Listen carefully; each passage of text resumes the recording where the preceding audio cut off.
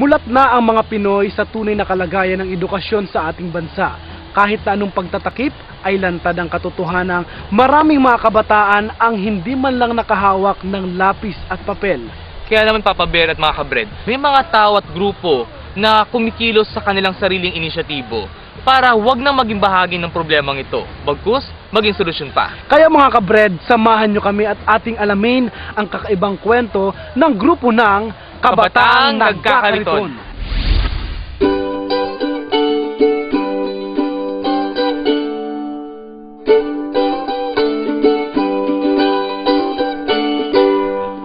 Ano ang naiisip mo sa tuwing nakakita ka ng kariton? Tama nga naman, kasi ang madalas nating nakikitang nagtutulak na kariton ay mga taong naghahanap ng kalakal o mga bagay na pwedeng pagkakitaan.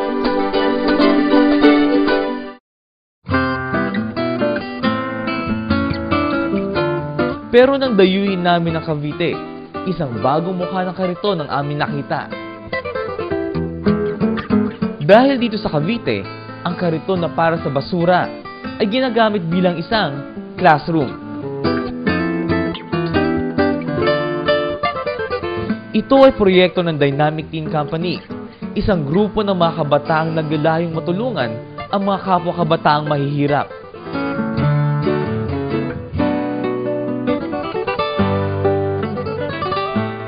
Dito nakilala namin si Cedric.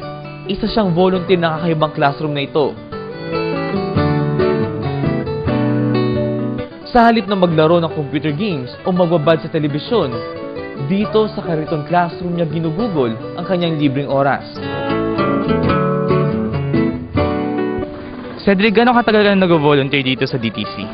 More than a year na po. Nag-start po ako mag-volunteer last July 2008 po. Gano'n na ba karami na tulungan ng DTC nga sa ngayon? Sa ngayon po, yung mga bata pong enrolled sa amin is more, nagre-range po siya sa 300 to 400 kids. Ganun po karami yung mga batang tinuturuan po ng kariton and at the same time natutulungan din po ng DTC. Ano bang mga experiences niyo, mga bad experiences din, pero paano na-over yung mga challenges na yun? Ano po, nung una po talaga, nung kakasimula lang nung kariton, syempre po hindi naman po maiiwasan yung iba na bago pa lang sa kanila yung konsepto. So nakakaranas po kami na yung iba parang niloloko po, parang may mga persecutions din po na kami natatanggap na minsan po na parang nagtitinda. Ganun po, kinakantsawan pag habang nagtutulak sa sakali, kasi nga po nasa sakali po kami nagtutulak. Pero po ang ginawa po namin, isang inisip po namin, hindi po yung mga yon, kundi yung cause po na kung ano po ba talaga yung, which is yun yung para maka-reach out po dun sa mga bata. Nung sumali po ako sa DTC, dun ko po natutunan and na-discover na yung kahit sa mga maliliit na paraan lang, pwede ka patulong, and ang pinaka natutunan ko po is hindi po hadlang kung bata ka pa or nag-aaral ka para tumulong sa kapwa mo. Kahit yung mga maliliit na efforts kapag pinagsama-sama po namin, makakagawa po talaga siya ng pagbabago po na natin. Natutuwa po sila dun sa ginagawa namin na parang sa amin po nakaka-feel ng parang appreciation and at the same time po, meron po kaming self-satisfaction na sa sarili po namin. Sa mga kabataan po ngayon na nanonood, habang bata pa lang tayo, hindi to hadlang para gumawa ng mabuti, tumulong sa bayan. Kahit bata pa lang tayo, napakalaki na nung gagawa natin. Nakarating kami sa Himlayan sa Cavite City nang makita ng mga bata ang kariton, parang truck ng isang relief goods ang kanilang nakita nang dubugin nila ang aming dalang kariton. Mga kabred, na tayo ngayon sa may Himlayan kung saan magkakaroon ng klase gamit-gamit ang ating mga kariton na dala-dala natin kanina, at medyo nakakapagod pa lang magtulak ng kariton kasi mabigat dahil puro bakal yung kariton at maraming gamit na pang eskwela. Pero makikita nyo mga kabred, yung mga kasama natin kaninang volunteer, hindi makikita sa mukha nila yung pagod dahil makikita mo tuwan-tuwa talaga sila sa ginagawa nila. At ngayon makikita nyo mga kabred at nagkakaroon silang maiksing orientation para sa klase nila ngayong hapon. Kaya samahan nyo kami at makikisitin tayo sa kanilang klase dito sa may Himlayan sa Cavite City. Hindi tulad ng isang tipikal na classroom dahil bukod sa pinag-aaralan ng iba't ibang asignatura, ang aming dalang kariton ay isa ding clinic at kantin. Kaya nga naman tinawag ang proyektong ito na K4 o Karitong Classroom, Clinic at Kantin. Maraming mga bata na natulungan ng proyektong ito, tulad na lang ni Chris. Ako po si Chris Valdez.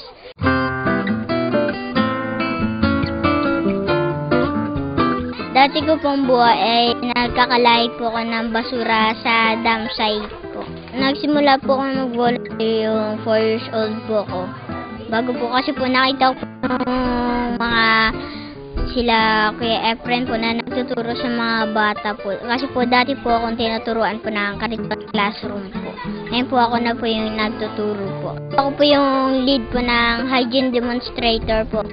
At ano po, pati po nagagamot po ng sugat ng mga bata po. Marami pong naitulong yung sa akin po yung Cariton Classroom. Katulad po yung mga tamang asal po. Pati po yung mga pagbabasa po. Marami po. Masarap po sa pakiramdam kahit bata po ako po yung nagtuturo sa kapwa ko po bata. Pagkatapos naming sumama sa mga volunteers ng Cariton Classroom, isang bagong imahe ng Cariton ang nabuo sa aming isipan. Maaaring katulad ito ng tipikal na Cariton na pinaglalagyan ng mga basurang pwede pang na maging kapaki-pakinabang. Pero maaari din pala itong gamitin para hanapin ang mga kabataang maaaring maging basura at patapon ng buhay. Para gawing mga taong may pagmamalaki at kapaki-pakinabang sa ating lipunan. Sa mga katulad kong kabataan, sana gumawa tayo ng mabuti kahit sa isang araw lang.